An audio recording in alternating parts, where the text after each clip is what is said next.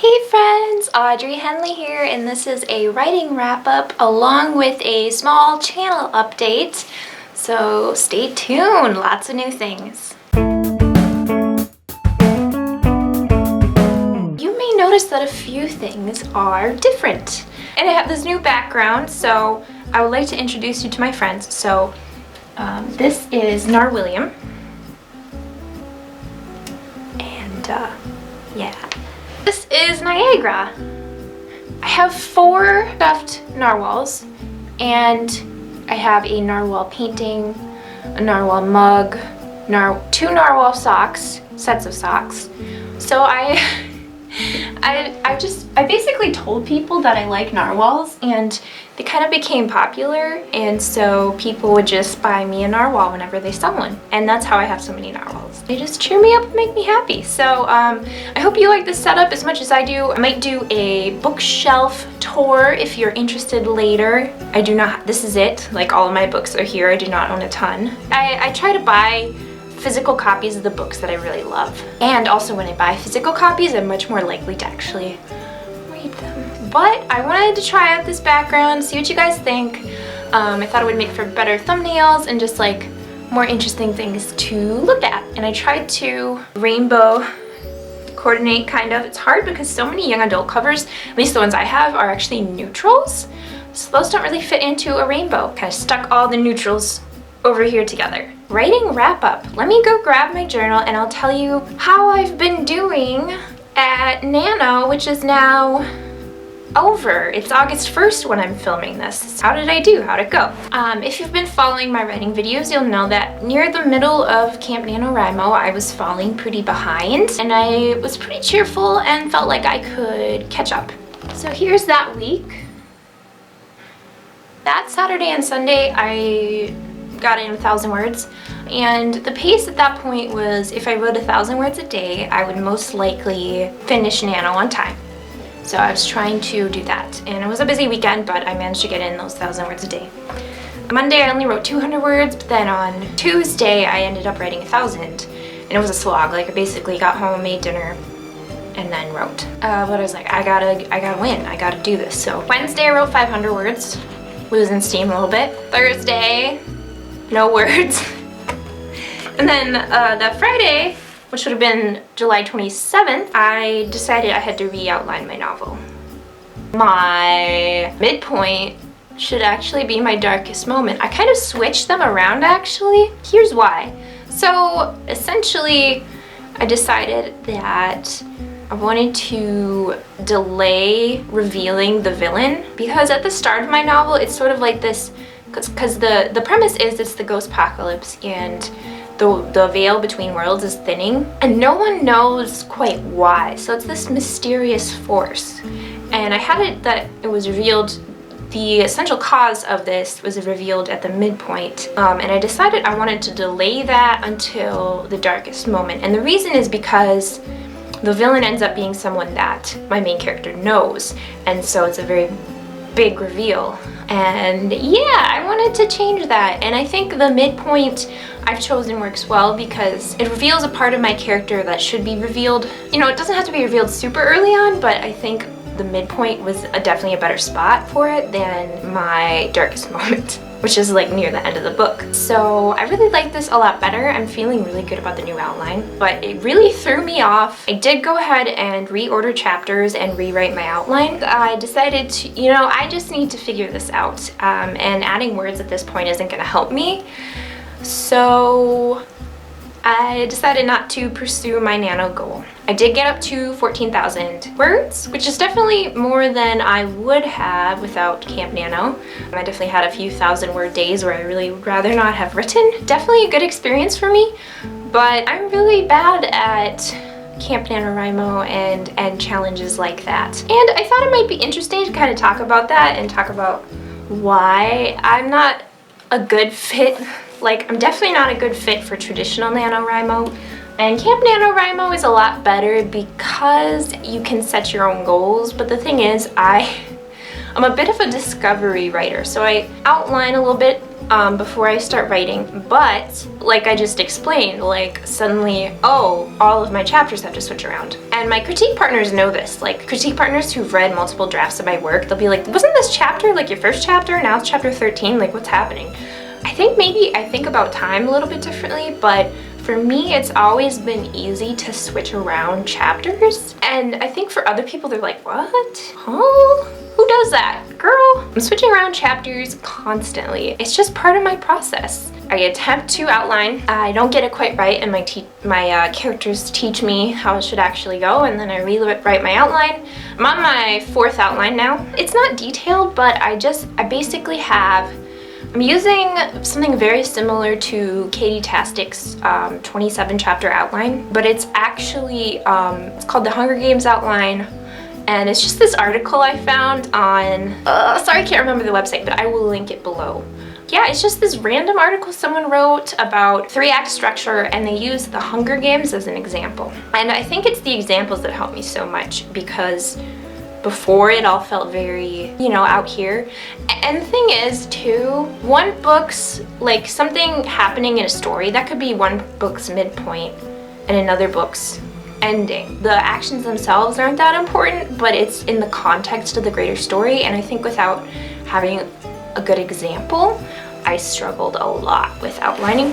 So this structure has been the only one I've actually, like, I'm able to fill it out a lot more than I've filled out other outlines. Like I've tried the story engineering, and I've tried Save the Cat, and I still use a lot of elements of Save the Cat. Like it's definitely drawing on Save the Cat, but it's this 27 chapter outline thing that works for me. So the Hunger Games is 27 chapters long. Like that's just a fact.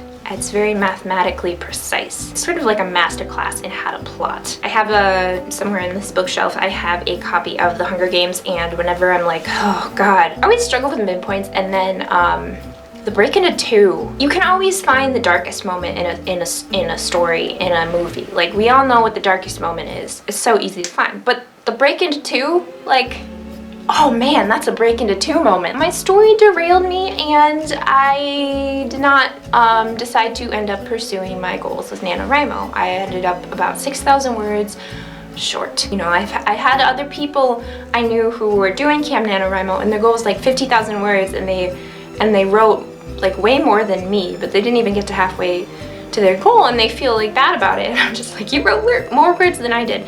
I am very pragmatic and realistic about what I can write. I don't know if I'll link down below to this, but I do have a blog post about NaNoWriMo and how it doesn't work for me. And it's not like anything against the system, it's nothing against the organization. Certainly they do awesome things for literacy and just getting young people writing in general. Having the public know about writing is like a real thing you can do. But as far as like the idea of writing 50,000 words in a month, does not work for me. And you know, to be honest, I haven't tried that hard, and let me tell you why. I've mentioned this before in some other videos, but I'm someone who I've learned to take care of myself really well, and I'm very protective of myself, and that's because I didn't really have super like supportive parents. I really lost touch with my friends in high school, and they weren't super supportive or good role models or friends anyway. I became really self-reliant. I ended up transferring halfway through college to a different college, and that really affected me too. So I actually don't have a lot of friends from college either. Basically, you guys, I'm a loner. I definitely have friends, but I don't have a best friend, and I don't hang out with someone every weekend. And so I take care of myself, and I don't have a lot of people who will sit and stop me and say, Audrey, you're working too hard, you need to take a break. Like, that has to be me. I do that a lot. I'm just like, no, I can't, I'm too tired, I'm not doing it. In the context of Camp NaNoWriMo, it might seem like I'm going way too easy on myself. Like 14,000 words isn't that much. For a month, what are you doing? And the thing is, like, I know a lot of people who do nano will actually take a month off after doing it because it's so intense. And it can be a really effective strategy for them getting their word counts up. For me, I keep writing every month. Like, I don't take very long breaks. Like, I've taken a week break because of the outlining thing, and also some personal things, but I'm talented at giving myself self-care, knowing when to take break. I'm always doing an endurance run rather than a sprint. I don't know, I'd gander to say I still finish like, you know, a book a year. So I'm not sure, like a lot of people doing nano, I feel like I'm not, like at the end of the year I still have the same amount of words as them, if that makes sense. Or, well, I do tend to do a lot of revision with each book. So I sort of write the book, do all the revisions in that year, and then like at the end of the year I have like my final manuscript. I don't know, I feel like I do the same amount of work in a year, I just don't cram all the drafting into one section of the year. I kind of spread it out. It works for me. I feel like I can think through things more and I don't have to scrap as much. I'm also an underwriter, so if I try to cram too much into a small window, like I tend to underwrite even more than I already do. Like I don't spend time on the details, like it's all just dialogue and action scenes and there's no description at all. Like no one, you don't know what my characters look like. Because I know those things about me, I do not try to write too much. I don't push myself that hard as far as drafting really fast. I would say I push myself more in revision. This last manuscript, I had a point where I had like 10 critique partners at once because I did CP match. And so I was reading like 10 different manuscripts at once and then I got in all their feedback at once. It was really intense for a few weeks. Yeah, that's just how I am. Like I'm super quick at reading and I love giving people feedback, and so it worked really well for me and I had like such fresh insights. That's a little bit more about me and my drafting process and why I failed Camp Nano. I'm not sorry, but accountability, I set a goal of 20,000. I did not meet that goal. I was 6,000 words short, so not even close. I hope that doesn't like make you feel demotivated. I know a big thing on authortube is really seeing people get a lot of work done and feeling motivated. Whereas I'm like a turtle and I'm like, it's not as exciting to watch. Like I'm not like, woohoo, I did 2,000 words today. Okay, hey friends, I am back with a bun. My camera battery died and I've learned that it has like a half an hour life and takes 2 hours to charge. So I think I need a new battery. But we were talking about why I suck at Camp NaNoWriMo.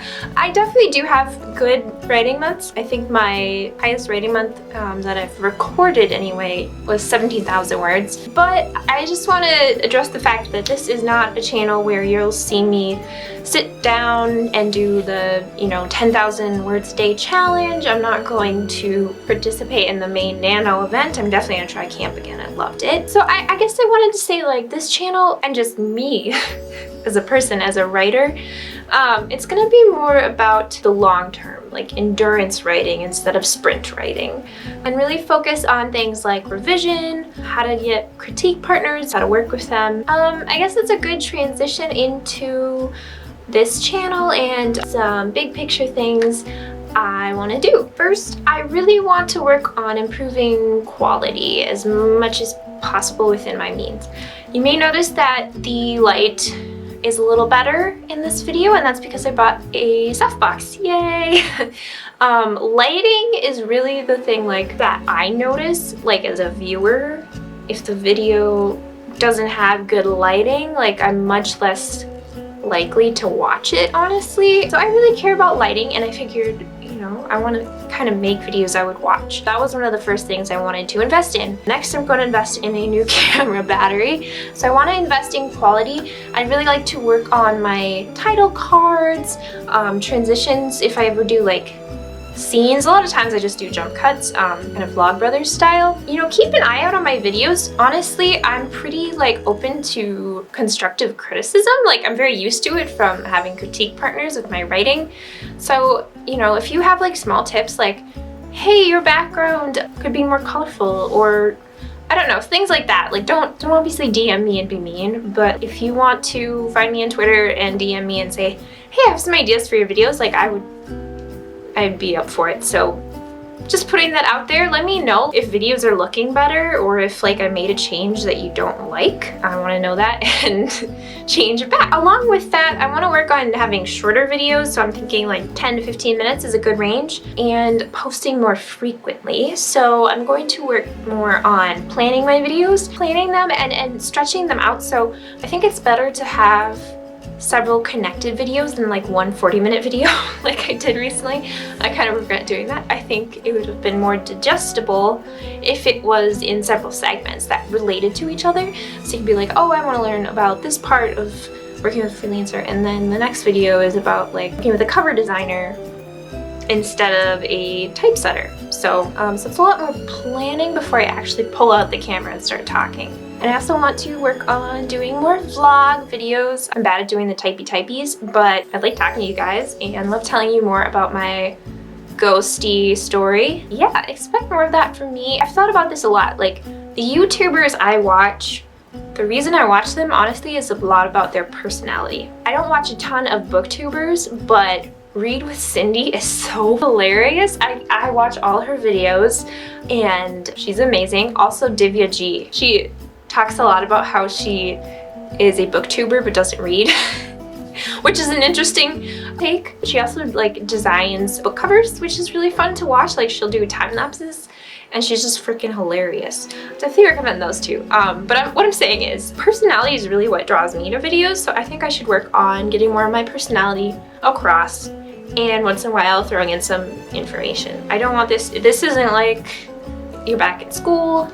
I'm not an MFA program. Like, I need to just focus on being me and having interesting content. So I think that's what I'm gonna try to do. And I really appreciate all of you for sticking along with this journey and helping me get better at speaking, learning to not say and so all the time.